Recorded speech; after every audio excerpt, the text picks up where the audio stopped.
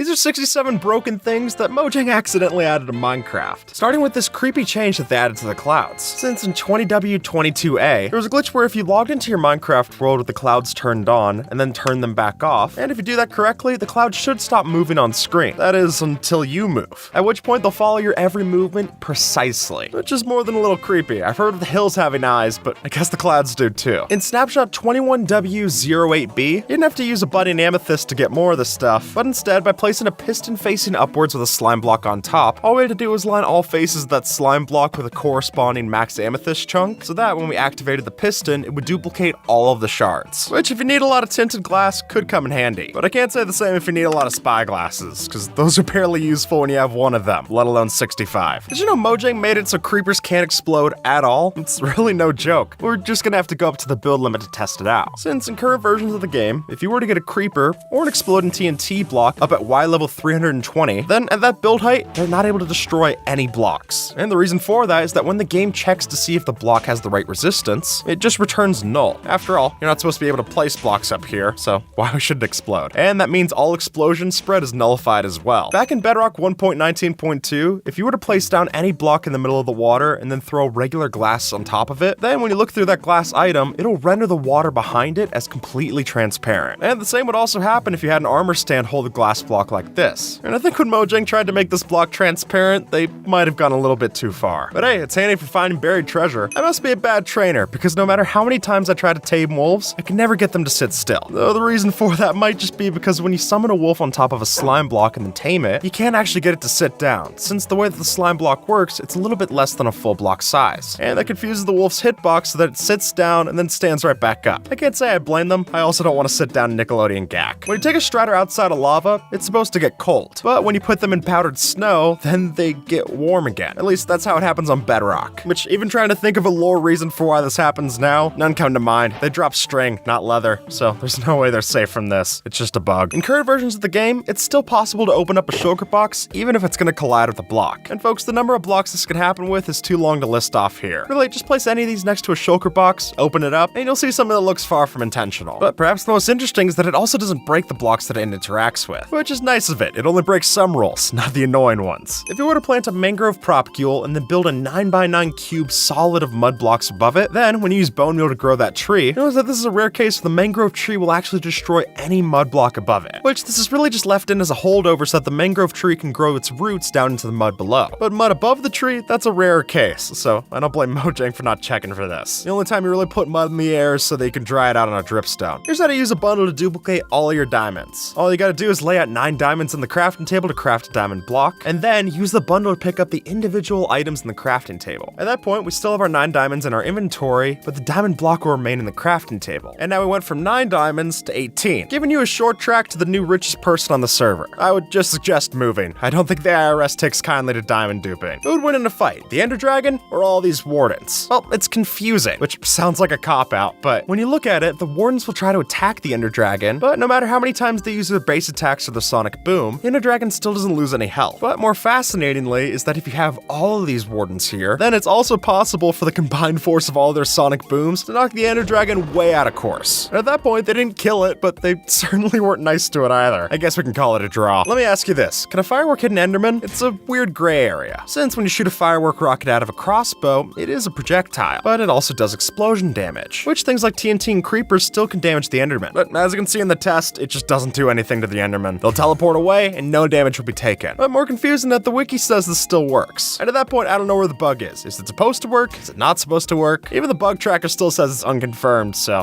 who knows. Here's how to survive the void in survival mode. Since unlike in Java, if you play in Bedrock Edition, there's actually an invisible floor that exists right on top of the void. So if you were to give yourself plenty of enchanted golden apples and ways to stay alive, then when you drop down onto the void, you can actually still walk along the floor. Not that it's an enjoyable stroll, but it's better than dying outright. The way that banners render in Bedrock, it's possible to place a banner down in water and it'll be completely visible from up top. Just, soggy. If you were to have a named bow or crossbow in your offhand, and then use that to kill another player, then regardless of if it was the bow that actually did the killing, the death message will still say that the damage was done by the main hand weapon, which can get pretty confusing when you look at it. And considering how much tougher it is to get a kill with the offhand weapon, it's a shame the credit gets stolen. But I guess there's a reason we call one the main hand and one the offhand. Life isn't fair. In Java Edition, the way you stay safe around a skulk sensor is to walk along on wool. But in in Bedrock, that's not an absolute. Since if you were to step down from one wool block onto another wool block, even though both of those aren't supposed to send up vibrations, somehow the act of changing your footing is enough to trigger it, which can be a big problem if your redstone contraption triggers at the wrong time. It's not much of a trap for your friends if you end up trapping yourself. The way that Minecraft loads the chests that you find inside of shipwrecks, it can sometimes cause quite a bit of lag, which is usually the result of the game generating the map data for the map that you find inside. But lag it out at the wrong time, and you could just end up with a completely blank treasure map, which, speaking from experience, can lead to some frustration. Unfortunately for us, spyglasses don't have a cooldown time, which sounds great, so where's the problem? Well, when you try to spam click a spyglass like this, you'll see why I'm so hesitant, since the end result will be this very disorienting visual effect. Honestly, we should just slow down the footage to show you, since having to go through this real time feels like you're being punished for something you did in grade school. Not worth being put through. When you place down a block inside of a bubble column in Bedrock Edition, then there's a chance that that block will appear as if you waterlogged it, even if it isn't a waterloggable block. And that's easiest to see with glass like this, but it can also work with other blocks like honey blocks. Though keep in mind, this is just a visual bug. You don't actually have an aquarium there. When you log out and log back in, it'll just disappear. Here's how to use a cake for infinite redstone. First, place down the cake, and then place a block in front of the cake. After that, if you place a comparator with redstone dust in front of the block, you'll notice that when you eat the cake, you'll have created an infinite redstone signal. And the only way the comparator will turn off is if you update the block. So, don't.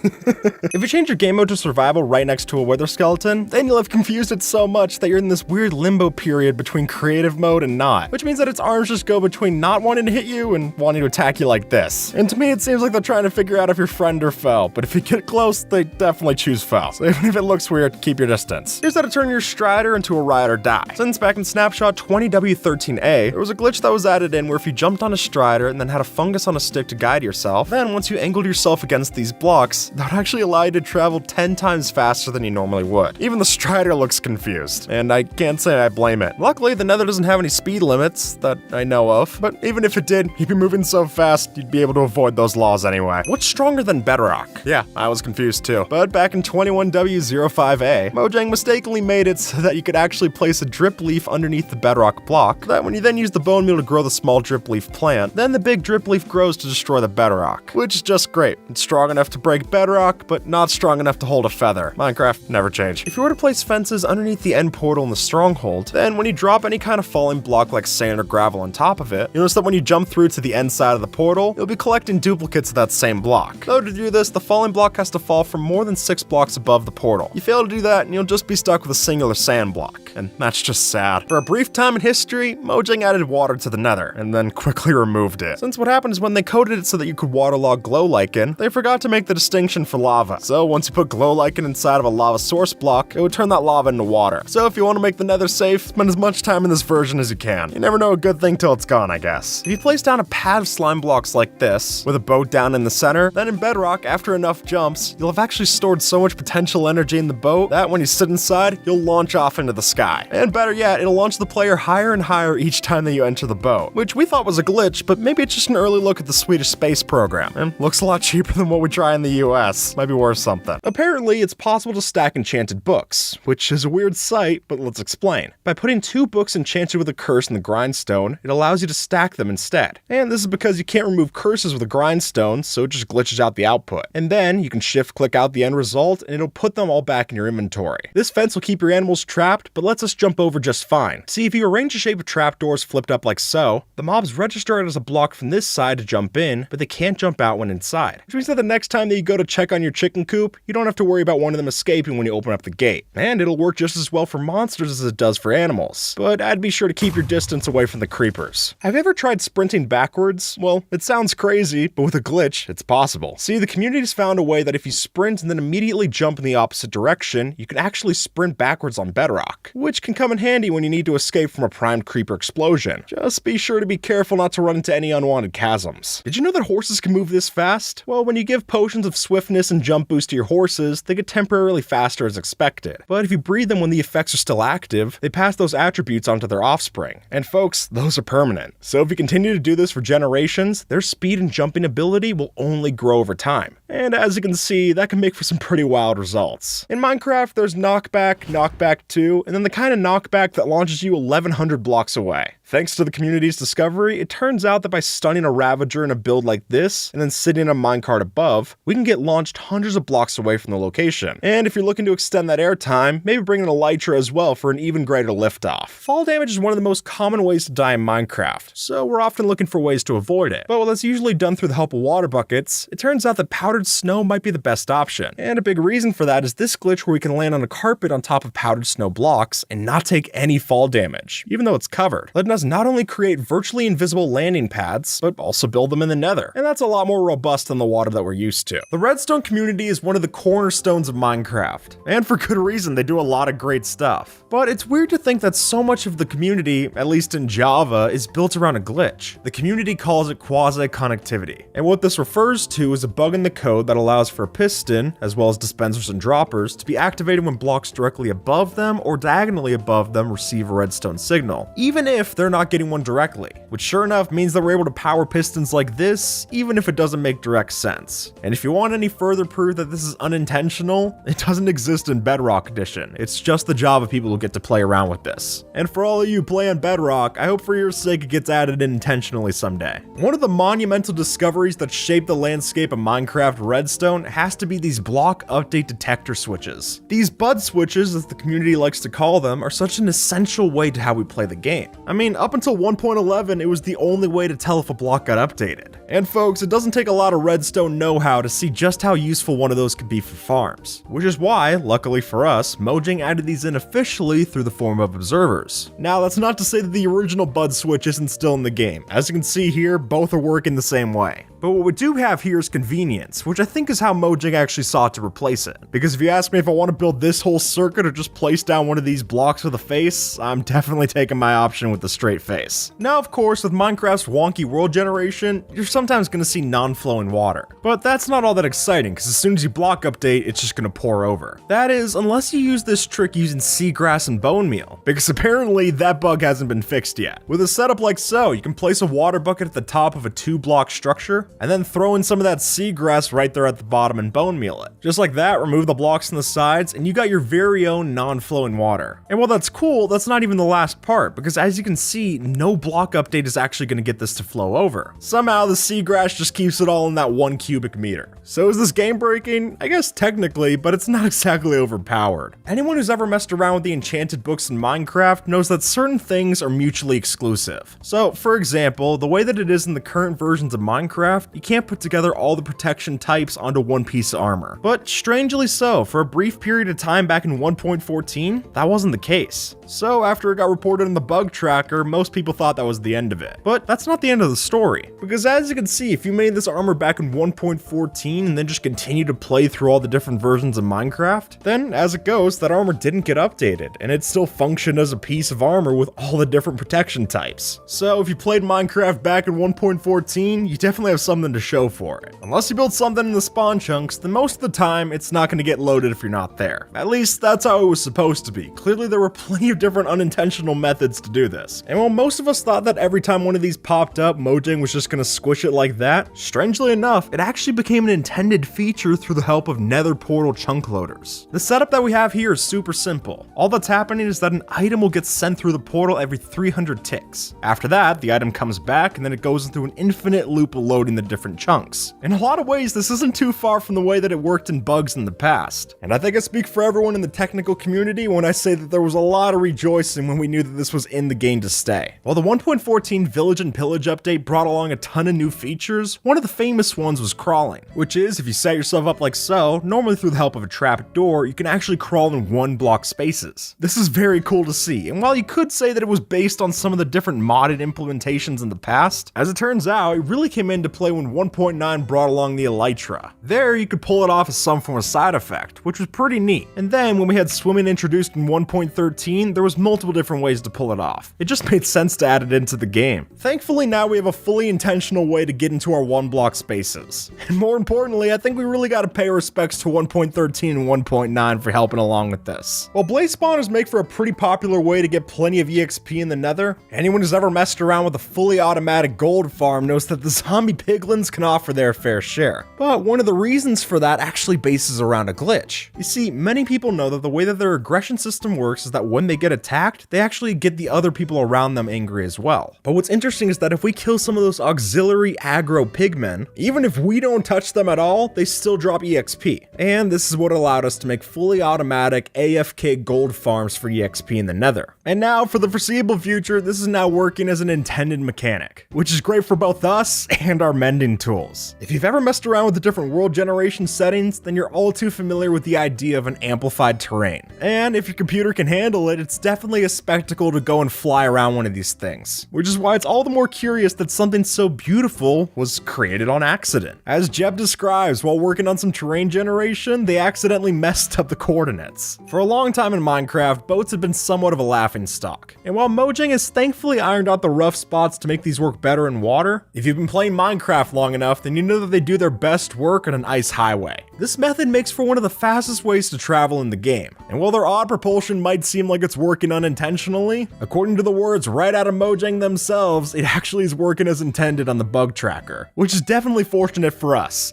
and for our Nether hubs, because now we get to travel those thousands of blocks in the overworld not only with style, but also with plenty of speed to back it up. It's weird to think about that when elytras were first added into the game, there wasn't a way to make them fly. Rather, they were way more of a gliding technique. That is, until players found out the unintentional way of putting their bow to use. As you can see, when you're flying around with an elytra, all it takes is hitting yourself with a couple of punch 2 arrows, and boom, you're flying off into the indefinite. Now, even if we wouldn't exactly call this a bug, it definitely wasn't what Mojang had in mind. So, as a response, in 1.11 snapshot 16W50A, that's when we got the intended way of doing this, which was of course firework rockets. And thank goodness for that, because the last thing I'm trying to do while I'm exploring my world is land a couple of bullseyes on my head to keep myself going forward. Minecraft's world generation can famously lead to plenty of weird and wacky sights, and among those, arguably the most common one that you're gonna see is different floating sand and gravel blocks. Now of course these are supposed to fall to the ground. You can see that when you block update them. Now initially this was treated as a bug, because obviously that's not exactly what you hope for when you make a world generation engine. But later on in Minecraft's life, Mojang made the very clever switcheroo of making it an intended feature. Because as you can see, if we just add in dust particles falling from the floating blocks, now it's alerting the player of a cave-in. Repackaging this bug is way more of a mechanic. And honestly, while I still think these blocks being suspended in air is pretty silly, I have to commend Mojang for their different way of looking at this. Item duplication is normally a conversation that's sure to split a couple of players into different sides. But while I'll leave that discussion for them to hash out, I think the form of item duplication that most of us are totally fine with comes from one of these, a TNT duplication machine. It still hasn't been patched out, even though Mojang fully knows of it, because the way that the story has gone so far is that Mojang has patched it out in the past, but since in the Java edition there's currently no way to make movable tile entities, meaning that you can't move TNT dispensers on a flying machine, there's no intended way to replace what the TNT duplication machine does. And honestly, if I've got to give up my TNT duping fun to have movable tile entities like chests and dispensers and droppers, I'm completely fine with that. Since the 1.16 update, the Nether has been a lot more dangerous to traverse. But while we do have new hostile mobs in the way of piglins and hoglins, there is a glitch that might help ease the pain. Now, to pull this off, hold up your shield the second that you go through a portal. Then, after the dimension loads in, you'll find yourself on the other side virtually unchanged. However, the game keeps your shield held up even while you're attacking or sprinting, meaning you can fight mobs as usual while still blocking their attacks. Now, the glitch doesn't allow you to eat or place blocks while you're doing this, but the other payoff is pretty worthwhile. Minecraft has a surprising amount of flying mobs, but while we're all familiar with blazes, phantoms, and bats on that list, there are two unlikely candidates that also fit. Even though Strider doesn't seem much for aviation by itself, these things can actually be persuaded to the skies. Through the help of a fishing rod and a scroll wheel, all it takes to do this glitch is switching on and off of the item rapidly in your hotbar.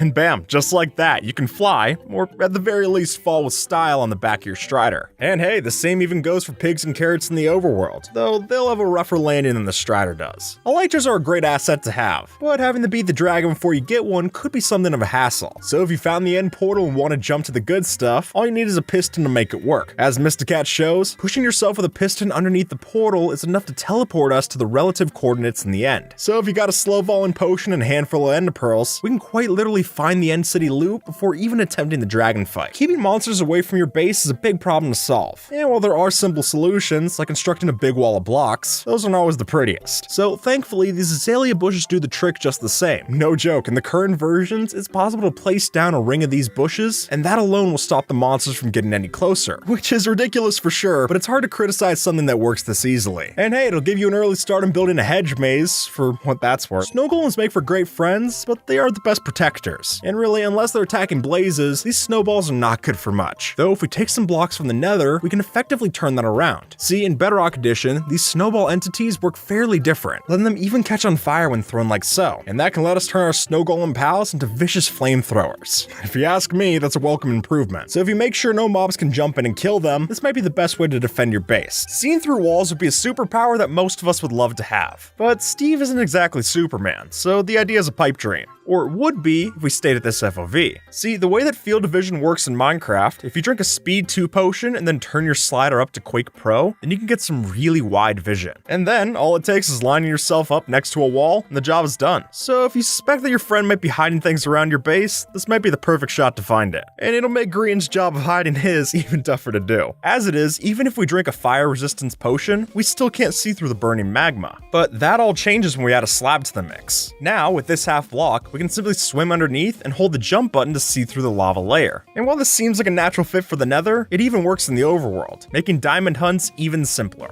Spawning into a new world should be a positive experience. After all, it's the start of something fresh and exciting, so that's gotta count for something. But in this case, it's more of a rude awakening than a clean start, since on this seed, we just so happen to spawn right on top of a cactus of all places. And I don't think I'm out of line by calling that a bad spawn. So if you want to start out your world with a depleted health bar and a bad attitude, I guess this does the trick, for whatever that's worth. Finding a reliable fuel source in Minecraft is a tough concept. Whether it's charcoal or blaze rods, these farms take a lot to get up and running. And while the 1.17 update should have made the choice obvious, unfortunately, we still aren't able to take lava buckets out of the lava cauldrons, making renewable lava farms a far cry from automatic. So if you're fed up with all that setup too, then these carpet machines might be the easy way out. Make no mistake, this is item duplication, but if you're cool with that, then this newfound carpet is sure to keep your furnaces up and burning for the foreseeable future. Elytras are great for flying, but hovering, not so much, which unfortunately makes these really impractical for any kind of precise action like building or mining. But if you're looking to keep the precision of pillaring or bridging without leaving anything behind, then scaffolding could do the trick. And no, not like this, but rather like this. You see, if you spam right-click enough on the top of a scaffolding stack, you'll eventually see a floating bit off in the distance. Now, this isn't a real block, and it's only visible on the client side, but you can walk on it just the same. So if the server has flying enabled, this can clearly help out for manhunts or master building. In a lot of ways, single player can be a much riskier operation than a server. At the very least, you've got no one else to blame if something goes wrong. So say you're playing by yourself late one night and happen to stumble into a nether river. Now the situation does look pretty dire, but not unsalvageable. You see, one major exploit in the single player system is the ability to pause whenever you like. And that's where the saving grace comes in. By quitting and rejoining constantly, you can use the brief seconds of spawn protection each time to maneuver yourself out of the situation. Is it cheating? Sure, but hey, who said exploits have to be fair? Hidden doors are a very slick system to show off in your base, but the standard levers and buttons make for a pretty bland input to use. So that's where we need to get creative and resort to this classic bit of knowledge. Arrows and Enderman don't mix, meaning you can't even land a shot on it if the mob was stuck in place. So if we were to tuck the Enderman in a minecart like such, you notice how any arrow shot at him will physically bounce off, and even go through walls. And if we happen to tuck a target block behind that very wall, then this becomes our brand new button, and quite the spectacle too. One of the often unseen limitations to Minecraft is the idea of the entity cramming limit. And while most of us don't breed enough cows, sheep, or villagers to see this, there might be a practical use if you come close to that number. As you'll see, there's a certain amount of force given to the player when another entity pushes them, and this can get really obvious in a 1x1 crammed hole. So if you were to take a chunk of these mobs, fill up a space, and then start jumping with an elytra, then their small pushes might be just able to give you enough momentum to rocket out of there, making this both the weirdest and the most effective elytra launcher I've seen. Roller coasters are a great thing, but powering a minecart is not an easy or cheap task to fulfill. So instead of wasting hours away in the caves hunting for gold and redstone, why don't we find a cheaper motor up here on the surface? And for that, it might be time to fire up the villager breeder. Now, I've talked about the benefits of mixing boats and minecarts plenty of times, but we can actually take it up a notch by adding a villager to that very boat. At that point, the cart keeps moving along a great speed on that track, allowing you to hitch a ride without ever running up the cost to go with it. While Minecraft might not have the most accurate physics engine on the market, there is one thing that's true in-game and in real life. You can't walk through solid matter. Or can you? Now, surely you can't do it like this, but with the help of shulker boxes, the line gets a lot more blurry. Since these containers expand their hitboxes when you open them up, we can use that to push ourselves through solid walls. Place it facing this way, open it up, and find yourself squeezed out on the other end. And you can even use this for hidden floor entrances like such. Just leave a gap underneath and a block over top, and you'll disappear in a pretty sneaky fashion. Starting a farm is a slow process, and while bone meal might help you cut down on the growth cycle, it can still be a pain to break the crop and get a measly return. Though if we look over to Minecraft's loot tables, we might be able to tip the scales. You see, the way that the Fortune 3 enchantment works, we can even see the benefit when we break our carrots and potatoes. So, sure enough, the next time that you go to harvest, maybe bust out the Fortune 3 pickaxe instead of your fist. Just that simple change could net you an extra item for each crop planted, which, trust me, adds up. Looting 3 is an amazing enchantment, which makes it a real shame that Mojang only intended it for swords. Though, even if Mojang intended it one way, that doesn't mean we have to play by those rules. Through the help of the offhand function, it's possible to throw a ranged weapon in our second hand and still have the looting enabled. From there, whether it's instant health on a bunch of zombies, a bow for creepers, or even snowballs on a blaze, the looting enchantment is applied just like the sword. And better yet, no damage is actually done to the looting weapon, letting you get away scot-free and still benefit from the tool's power. If you don't have an ender chest, then hiding your valuables is a tricky business. And while we've talked plenty about the creative ways to stash your loot, this might just be a new favorite. While playing in Bedrock Edition, if you push a block into a chest minecart, then, even though it's still there, you can't see the entity. And here's the best part, we can open it up just the same. Just make sure your crosshair lines up like such where you can't see the outline of the block, and then you'll be safe to tuck something in the bookcase and know it's safe and sound. Beacons basically define the later stages of the game in Minecraft, but what these are good for in haste, jump boost, and speed, apparently they lack in regeneration. Now, that's not to say that they don't give regen, clearly they do, but a glitch in the code prevents these beacons from giving the full regen after activated. So, to change that, we can fix this glitch with another exploit, and use this system to deactivate and reactivate the beacon for a faster regen, going from a full regen of 72 seconds with the normal one to roughly 51 seconds with our modified. So if you're looking to save some seconds next time you're in danger, then this workaround's what you need. If you're not prepared, the Wither can be a tough boss to fight, but one of the biggest pain points to fighting this thing is just how destructive it is. So if you're looking to score a Nether Star without leaving behind a giant crater, then I suggest we take this dilemma to the end dimension. Here, we can dig ourselves the perfect spot to fight the thing, and that's of course right underneath the Dragon's Fountain. Down there, if you summon a Wither like such on the ground, then it'll spawn inside of the bedrock barrier. And from there, you could choose to let it suffocate or attack to your heart's content, both for an easy win. Let's face it, there are a lot of benefits to going on top of the Nether roof. You could build gold farms, Nether hubs, and all without burning in lava. But even though it's nice to be on top of the world, some things only exist in the dimension below. So to fix that and bridge the gap between the two, a classic solution is to break bedrock like so. If we manage to pull together some TNT, pistons, and plenty of trial and error, we can break through the unbreakable block and reach the underworld below. Though just remember where in the roof you came in the first place. Otherwise, you'll be breaking a lot of bedrock, only to find more bedrock underneath. End portal frames, much like Bedrock, are supposed to be unbreakable. Though, just like Bedrock, that unbreakable tag is really just a suggestion, not much of a rule. And sure, while we could in theory break these the same way that we blow up Bedrock in the Nether roof, a much simpler option is finding some fungus and some bone meal to do the job. If you sprout up a big red mushroom like such next to the portal, you can wipe out 3 frames at a time, all while keeping the actual portal intact. No joke, it even works if you get all of the portal frames busted, letting you design your own portal frame and then some. Finding buried treasure in Minecraft is easier said than done. Now sure, it's easy to find the buried treasure maps themselves, since they stick out in big sunken ships, but actually finding the place where X marks the spot, it's not as simple. And while there are plenty of little tips to help you pinpoint it, if you're on Bedrock, the solution is as simple as a Riptide Trident. By launching yourself into nearby walls in the sand bed, you can glitch through the blocks and find the chest just like that. Is it the most practical method? I'm not entirely sure, but when it's this ridiculous, I'll gladly take another excuse to use my trident. Bedrock Edition is known to have more than a few quirks in its code, and while some of those can be infuriating, others are just hilarious. Like how you can make a fully functioning zip line in your Minecraft world. No joke, if you start swimming in a water column and then step out, you'll still be swimming even in midair. From there, give yourself some chains as a ceiling, and you can sail along this without a care in the world. Granted, you'll need to make sure to have blocks above your head to stay in that state, but that's a simple trade-off for the chance to break the game's physics engine. And with that, folks, YouTube thinks that you might like this video, so see if they're right and have a good one, alright?